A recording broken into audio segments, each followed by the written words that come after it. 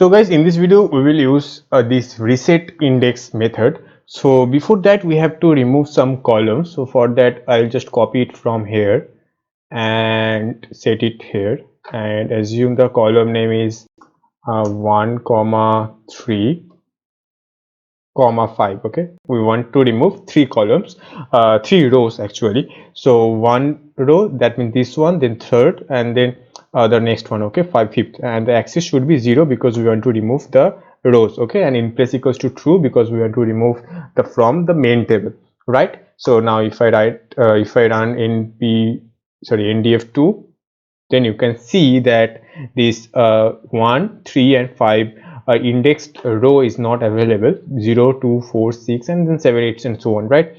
So now actually you can see that the indexing is not normal, right? So it is actually 0 then 2 then 4 then 6. So we don't want that, we want a normal indexing like 0 1 2 3 4 and so on, right?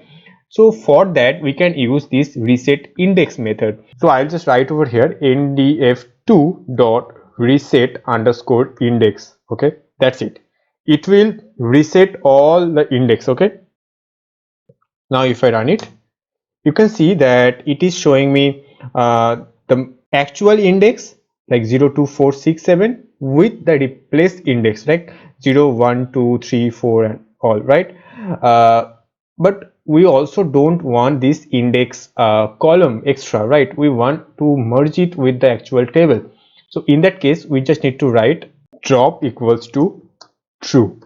Okay, so now you can see that we don't have any extra column called index. It is actually merged with the actual table. But if you print ndf2 now, you can see it is not changed over here, right? So you can obviously write ndf2 equals to this thing that will change from the main table. You can also write in place. Okay, in place, that is equals to true. Okay, now if I run it and then if I print ndf2, you can see that all the index is now reset.